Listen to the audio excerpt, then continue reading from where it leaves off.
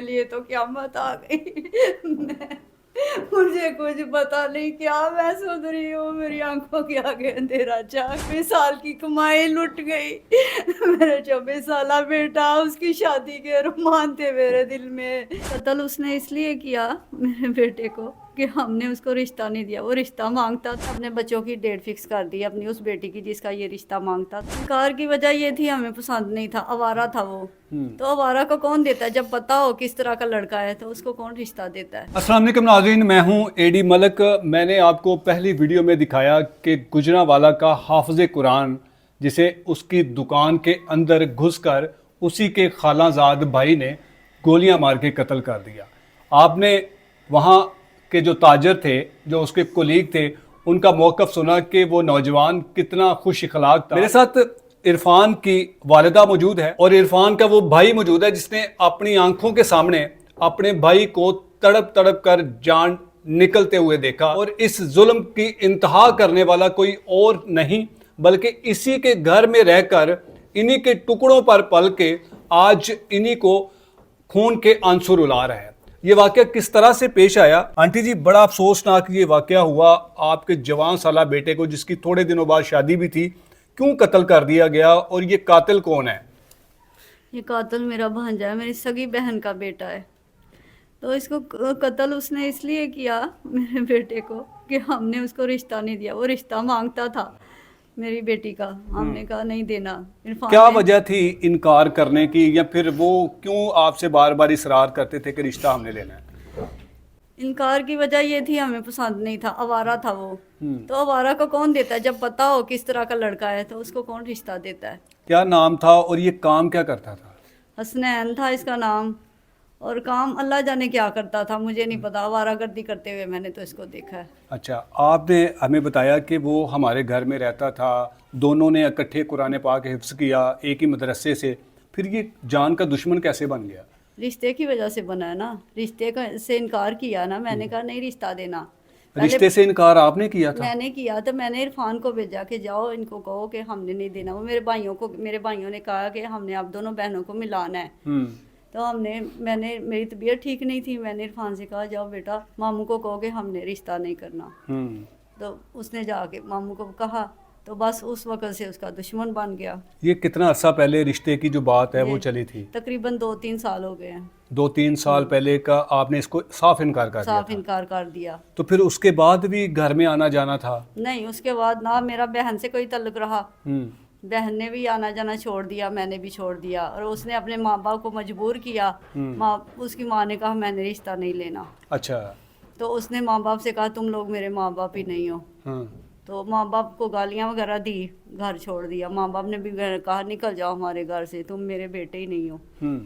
फिर पता नहीं कहाँ कहाँ आवारागर्दी करता रहा। उसके बाद बाहर चला गया। बाहर से जब आया, उसको पता नहीं कब आया, हमें नहीं पता। जब उसको पता चला कि इन्होंने डेट फिक्स कर दी है, लोगों से पूछता किसकी रहा। डेट फिक्स कर दी थी? मैंने अपने बच्चों की डेट फिक्स कर दी, अपनी उस बेटी की जिसका ये रिश्ता मांगता था उसकी अच्छा। भी, और उससे छोटी बेटी की और इरफान की। इन तीनों की डेट फिक्स कर दी थी।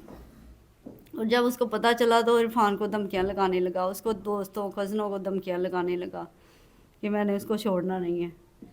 तो इरफान ने मुझे सरसरी सा बताया, तो मैंने कहा बेटा कुछ करते हैं, इसका पर्चा कटवाते हैं। इरफान कहता है नहीं अम्मी मैं कर लूँगा, आप फिक्र ना करें, इतना नहीं है, इतना नहीं कर सकता, ऐसा कर ही नहीं सकता। मैंने कहा बेटा दुश्मन का कोई पता नहीं। कहता नहीं अम्मी आप फिक्र ना करो, ये जब कुछ नहीं आपको होता। या आपके बेटे को धमकियां लगाता था तो आपने अपनी बहन से या फिर अपने बहनोई से रब्ता नहीं किया कि इसको समझाओ ये क्यों इस तरह के काम कर रहा है? नहीं, मेरा कोई तल्लुक वास्ता ही नहीं था, क्योंकि इससे पहले मैंने अपनी भांजी से कहा था। वो कह रही थी हमें ना बताया करो, हमारी तरफ से मर चुका है।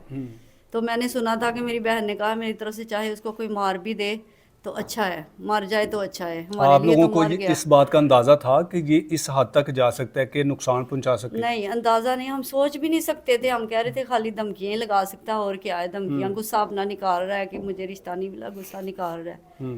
तो तो उस दिन जिस दिन ये वाकया हुआ था, इरफान अपनी दुकान पर था, तो ये जब दुकान पर आया इसके साथ और कितने लोग थे, या पहले इनकी कोई बहस हुई थी उसके बाद इसने गोलियां चलाई? इसका मुझे नहीं पता।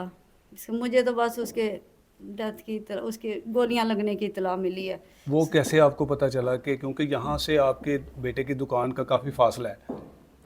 जब वहाँ पे ये वाक़या हुआ है तो वहाँ के जो हमारे कुछ रिश्तेदार भी हैं और कुछ दुकानदार सारे मतलब इरफान के वाकिफ़ हैं, हमारे भी वाकिफ़ हैं। इरफान की जो जहाँ मंगनी हुई है वो उसका मामू ससुर उसकी दुकान भी उधर ही है।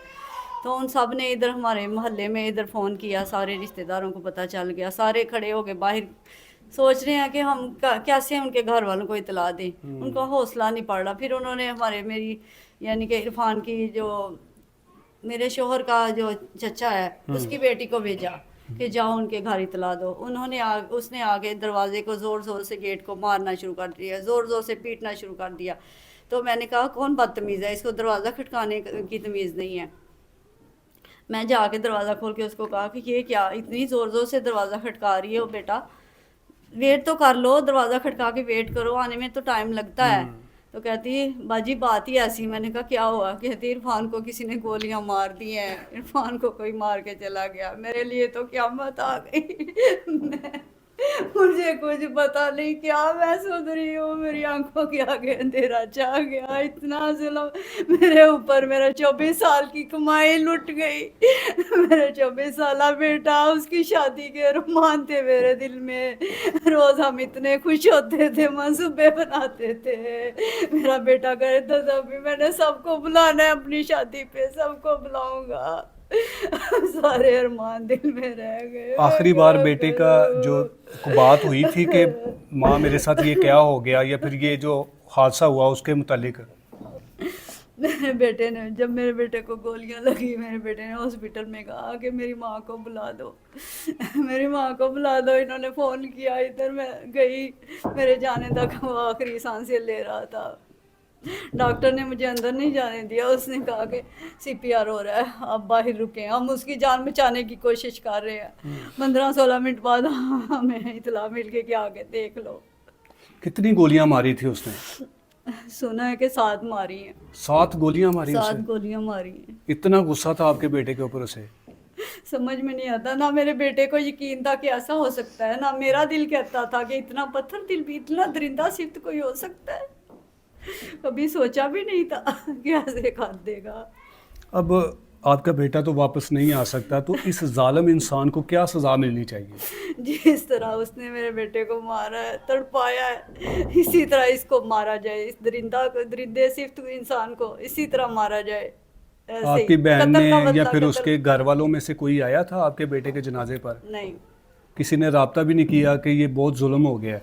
नहीं, किसी ने राब्ता नहीं, सारा खून सफ़ेद हो चुका है। पता नहीं, मैंने नहीं उनसे, मुझे तो अपनी पड़ गई, मुझे नहीं पता, मैंने किसी से कुछ नहीं पूछा। मेरे लिए तो गमों के पहाड़ टूट के मेरे ऊपर। मुझे नहीं पता कि वो कहाँ हैं कहाँ नहीं। क्या वो आते भी तो किस मुंह से आते, कि क्या वहाँ उनका है था कि वो सामने हमारा सामना कर सकते थे? नहीं। आपने क्या देखा था भाई जब आपके भाई पर अटैक किया गया था, हमला किया था? जब मैं बाहर से आया था मैंने देखा था गोलियों की आवाज़ आई है। मैं भाग के गया हूँ, मैंने देखा वो दुकान से निकल रहा था गन लेके। कौन निकल रहा था गन लेकर? हुसनैन। हुसनैन।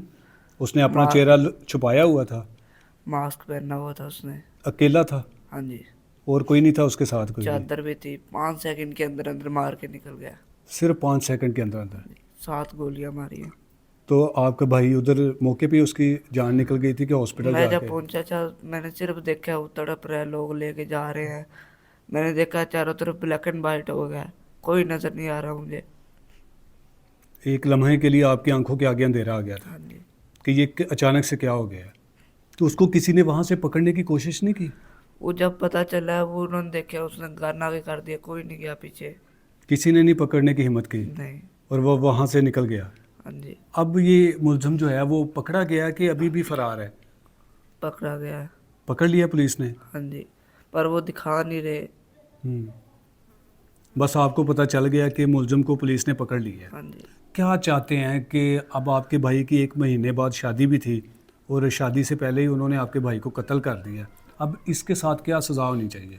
मैं चाहता हूँ कि CCD से गोलियां मार दे जैसे इसने मेरे भाई को मारी है। नाज़रीन, मेरे पास सवाल करने के लिए अल्फाज नहीं है और मेरे जहन में ना कोई सवाल आ रहा है और ना मैं उनसे पूछ पा रहा हूँ। यकीन करें कि जिस घर में 1 महीने के बाद खुशियों का समा होना था और इस खुशियों की जो तैयारियां होती हैं वो तकरीबन कई महीने पहले शुरू हो जाती हैं। लेकिन इस जालिम इंसान ने, जिस जालिम ने ये नहीं सोचा कि मैं जिस घर का मैंने नमक खाया है, मैं आज उस घर के साथ कितनी बड़ी गद्दारी कर रहा हूँ। लेकिन ये तब इंसान के दिल में ख्याल आता हो जब वो इंसान ज़ात का समझने वाला हो। कैसे कोई सोच सकता है कि एक हाफिज़ कुरान पर गोलियां चला के उसको कत्ल कर दे। लेकिन ये हमने देख भी लिया और हमने आपको दिखा भी दिया। अब इन वालदैन का, इस भाई का जिसने अपने जवान भाई को अपनी आंखों के सामने तड़प तड़प कर जान निकलते हुए देखा, इनका ये मुतालबा है कि हमें फौरी इंसाफ चाहिए। अब पुलिस ने 24 घंटे गुजरने के बाद इस मुल्ज़म को गिरफ्तार तो कर लिया है। अब देखना ये है कि कब इसको इसके अंजाम तक पहुंचाते हैं। हम अगली वीडियो में अपनी उस बहन का भी मौक़िफ़ आपके सामने रखेंगे जिस बहन की खुशियां इस जालिम इंसान ने चंद लम्हों में जो है वो मातम में तब्दील कर दी।